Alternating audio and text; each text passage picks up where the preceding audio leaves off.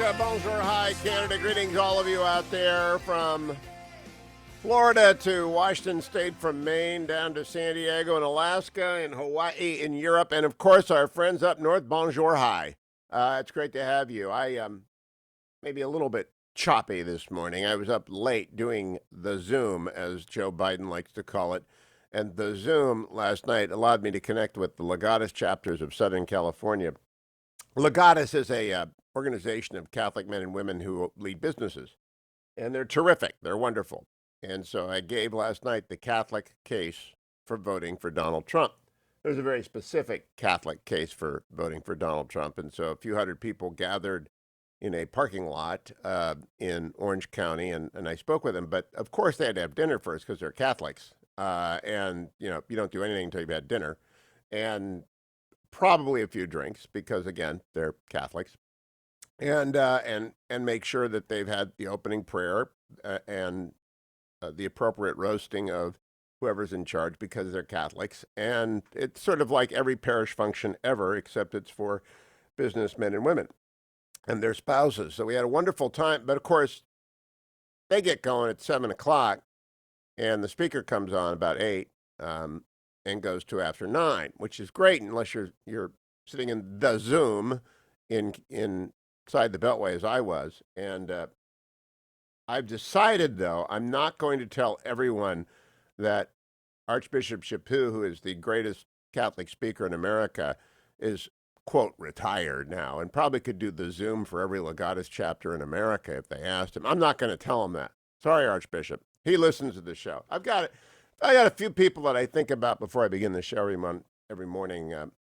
The Archbishop, Urban Meyer, various people like that keep me on my toes so that I do not give you a substandard performance every morning on the dot. But the Zoom makes possible speaking events I'd never thought before. And even the world is beginning to figure this out. Washington Speakers Bureau, who arranges my speaking events, has begun to get requests from everywhere to go doing the Zoom. And I don't mind doing the Zoom, except part of the art of speaking. And I'm a humble guy, but I'm the best at public speaking that I know. I'm a humble guy, but the Johnny Ringo of speakers, and the Ringo Kid, I guess, is what you would call it. And the fact remains that you need an audience. You need an audience. This is why Joe Biden has looked so awful. The former vice president did not the Zoom yesterday. He did the TV yesterday. A remote interview with WHTM in Pennsylvania. Let's do this, and let's intertwine the Wayback Machine, shall we? Cut number 1, yesterday, Joe Biden talking to WHTM in Pennsylvania. I never told the environmentalists that I'm going to ban fracking, period, number 1.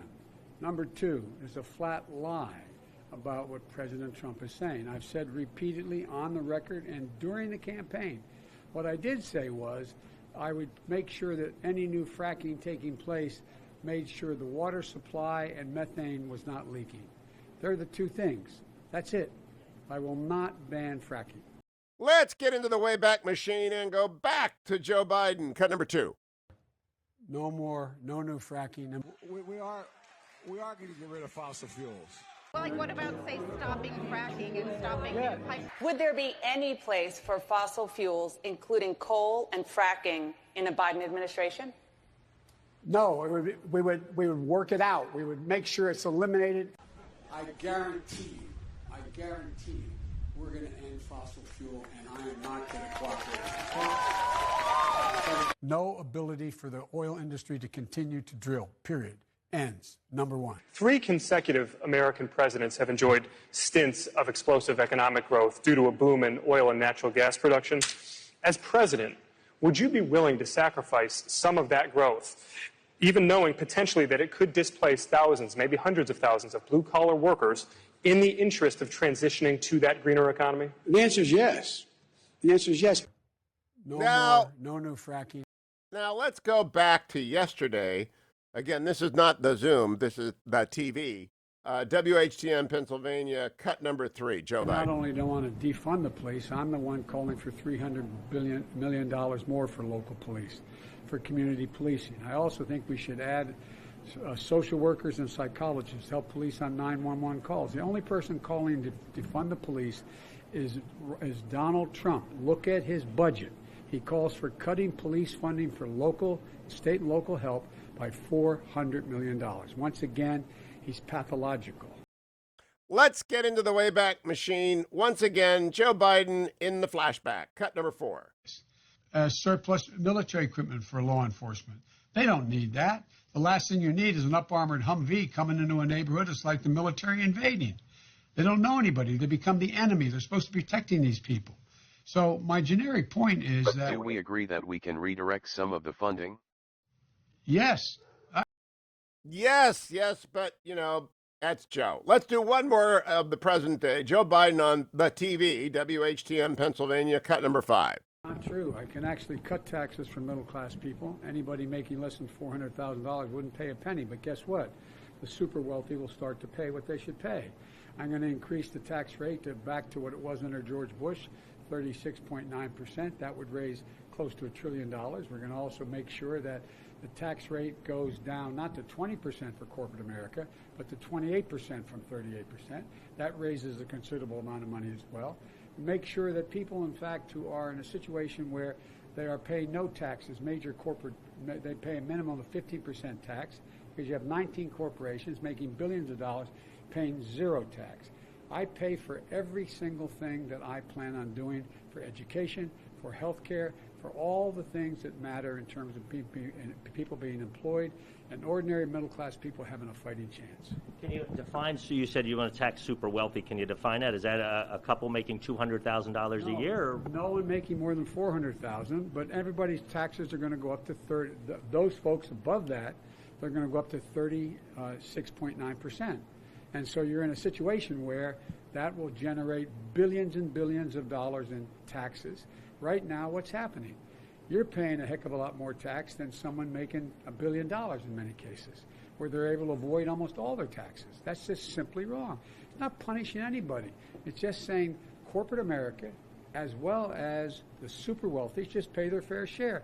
The tax cut the president put through for over almost $2 trillion, by the time it works its way out, you got about 80% of it going to the top 1%. Is that fair? I'm not talking about punishing anybody. Just everybody pay their fair share. And the middle class is really taking a hit. That's called soaking the rich. So Joe Biden on the WHTM yesterday lied about being against fracking, lied about wanting to defund the police, and lied about a massive tax hike for $4 trillion coming your way. Meanwhile, Larry Kudlow was on Fox. He believes we have crossed the magic line. Cut number 6. Now, look, as I say, we are in a self-sustaining recovery. Besides the jobs, we're in a housing boom, we're in autos boom, we're in a consumer spending boom. Inventories are at rock bottom. They're going to be rebuilt. Small businesses have greater confidence. No, the economy is rebounding. It's V-shaped. It's going to be at least 20% in Q3 and probably Q4. But the president wants this stimulus. President wants this stimulus, and he says the Democrats are trying to keep it away from him because they believe it'll help him get reelected. Well, I think targeted areas, Secretary Mnuchin has said this many times, so has the president, targeted areas could be very helpful. Maybe even make the recovery even stronger, okay? For example, the Senate Majority Leader Mitch McConnell's coming out with a package today. It's going to be targeting health care, education, and the economy. I think small business PPP loans are going to be extended. We've always wanted to help the kids. We've always wanted to help reopen the schools to help the kids and get more jobs. And if they want to add targeted checks, that's fine, too. I'm not saying the recovery is dependent on it, but I am saying it would help. It could make things even better. So why don't we just take the 4 or 5 areas, do it narrowly, do it in a targeted way, and let's get this thing done, for heaven's sakes. I don't see what's wrong with that. Oh, Larry, I love Larry Kudlow. Don't you love Larry Kudlow?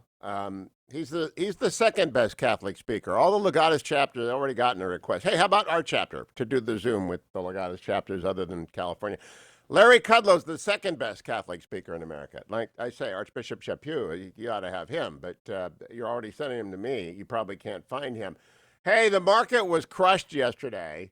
Dow down 632, NASDAQ down 465, the S&P down 95. But gold this morning is at 1934. You can get gold at hughgold.com or text my name, Hugh, to 474747. Markets look very good today, up 1% in Europe and in Germany and